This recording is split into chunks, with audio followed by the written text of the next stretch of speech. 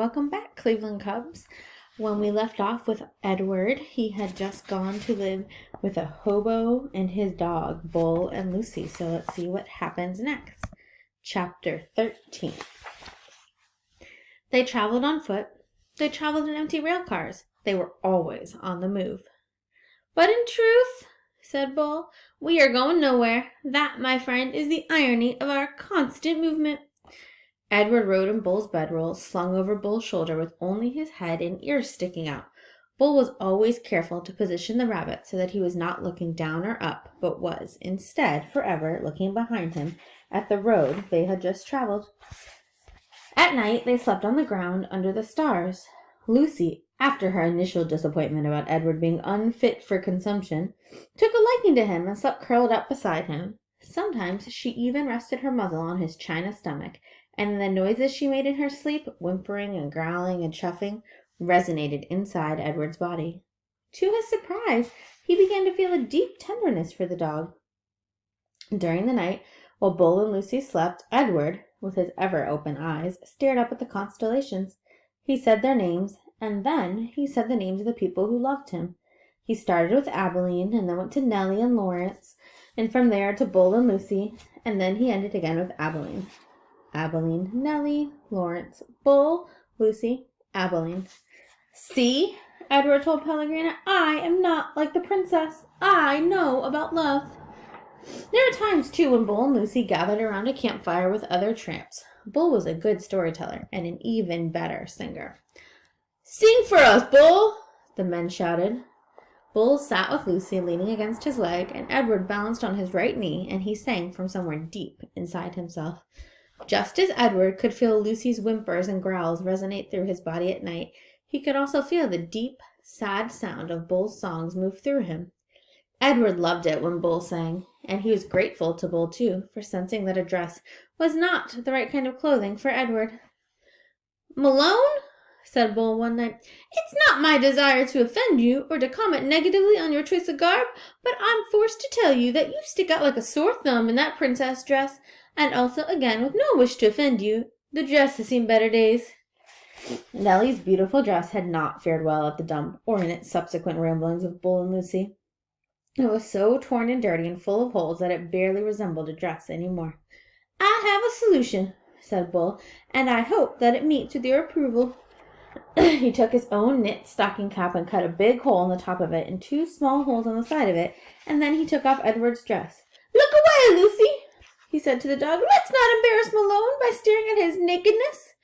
Bull slid the hat over Edward's head and pulled it down and poked his arms through the smaller holes. There you go, he said to Edward. Now you just need some pants. The pants Bull made himself, cutting up several red handkerchiefs and sewing them together so that they formed a makeshift covering for Edward's long legs. Now you have the proper outlaw look, said Bull, standing back to admire his work. Now you look like a rabbit on the run. Chapter 14. At first, the others thought that Edward was a good joke. A rabbit, the hobo said, laughing. Let's chop him up and put him in the stew pot. Or when Bull sat with Edward carefully balanced on his knee, one of them would call out, Got yourself a little dolly, Bull? Edward, of course, felt a surge of anger at being referred to as a dolly, but Bull never got angry. He simply sat with Edward on his knee and said nothing. Soon the men became accustomed to Edward, and the word of his existence spread. So it was that when Bull and Lucy stepped up to a campfire in another town, another state, another place entirely, the men knew Edward and were glad to see him. Malone! They shouted in unison, and Edward felt a warm rush of pleasure at being recognized, at being known. Whatever it was that had begun in Nellie's kitchen, Edward's new and strange ability to sit very still and concentrate the whole of his being on the stories of another became invaluable around the hobo campfire.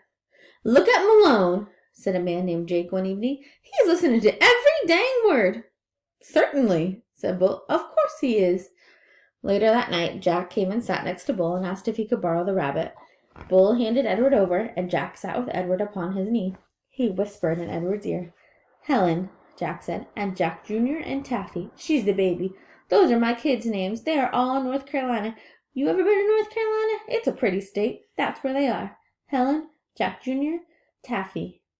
You remember their names, okay, Malone? After this, wherever Bull and Lucy and Edward went, some tramp would take Edward aside and whisper the names of his children in Edward's ear. Betty, Ted, Nancy, William, Jimmy, Eileen, Skipper, Faith. Edward knew what it was like to say over and over again the names of those you had left behind. He knew what it was like to miss someone, and so he listened. And in his listening, his heart opened wider, and then wider still. The rabbit stayed lost with Lucy and Bull for a long time. Almost 7 years passed, and in that time Edward became an excellent tramp, happy to be on the road, restless when he was still. The sound of the wheels on the train tracks became a music that soothed him. He could have ridden the rails forever. But one night, in a railroad yard in Memphis, as Bull and Lucy slept in an empty freight car and Edward kept watch, trouble arrived. A man entered the freight car and shone a flashlight in Bull's face and then kicked him awake. "You bum," he said. "You dirty bum. I'm sick of you guys sleeping everywhere. This ain't no motel." Bull sat up slowly. Lucy started to bark. "Shut up," said the man. He delivered a swift kick to Lucy's side that made her yelp in surprise. All his life, Edward had known what he was, a rabbit made of china, a rabbit with bendable arms and legs and ears. He was bendable, though, only if he was in the hands of another. He could not move himself, and he had never regretted this more deeply than he did that night when he and Bull and Lucy were discovered in the empty rail car. Edward wanted to be able to defend Lucy, but he could do nothing. He could only lie there and wait. "Say something," said the man to Bull. Bull put his hands up in the air. He said, "We are lost." "Lost? Ha! You bet you're lost." And then the man said, "What's this?" And he shone the light on Edward. "That's Malone," said Bull. "What the heck?" said the man. He poked at Edward with the toe of his boot. "Things are out of control. Things are out of hand. Not on my watch. No, sir, not when I'm in charge." The train suddenly lurched into motion. "No, sir," said the man again. He looked down at Edward. "No free rides for rabbits." He turned and flung open the door of the rail car, and then he turned back, and with one swift kick, he sent Edward sailing out into the darkness. The rabbit flew through the late spring air. From far behind, he heard Lucy's anguished howl. "Aroo! Aroo!" she cried. Edward landed with a most alarming thump, and then he tumbled and tumbled and tumbled down a long, dirty hill. When he finally stopped moving, he was on his back, staring up at the night sky. The world was silent. He could not hear Lucy. He could not hear the train. Edward looked up at the stars. He started to say the names of the constellations, but then he stopped. "Bull," his heart said. "Lucy." How many times, Edward wondered, would he have to leave without getting the chance to say goodbye? A lone cricket started up a song. Edward listened. Something deep inside him ached. He wished that he could cry. Chapter 15. In the morning, the sun rose, and the cricket song gave way to bird song, and an old woman came walking down the dirt road and tripped right over Edward. "Humph!" she said. She pushed at Edward with her fishing pole. "Looks like a rabbit," she said. She put down her basket and bent and stared at Edward. "Only he ain't real." She stood back up. "Humph!" she said again. She rubbed her back. "What I say is there's a use for everything, and everything has its use. That's what I say." Edward didn't care what she said. The terrible ache he had felt the night before had gone away, and had been replaced with a different feeling, one of hollowness and despair. "Pick me up or don't pick me up," the rabbit thought. "Makes no difference to me." The old lady picked him up. She bent him double and put him in her basket, which smelled of weeds and fish. And then she kept walking, swinging the basket and singing, "Nobody knows the trouble I seen." Edward, in spite of himself, listened. "I've seen troubles too," he thought. "You bet I have, and apparently they aren't over yet." Edward was right. His troubles were not over. The old woman found a use for him. She hung him from a pole in her vegetable garden. She nailed his velvet ears to the wooden pole and spread his arms out as if he were flying, and attached his paws to the pole by wrapping pieces of wire around them. In addition to Edward, pie tins hung from the pole. They clinked and clanked and shone in the morning sun. "Ain't a doubt in my mind that you can scare them off," the old lady said. Scare off who? Edward wondered. Birds, he soon discovered. Crows. They came flying at him, calling and screeching, wheeling over his head, diving at his ears. "Go on, Clyde," said the woman. She clapped her hands. "You've got to act ferocious." Clyde!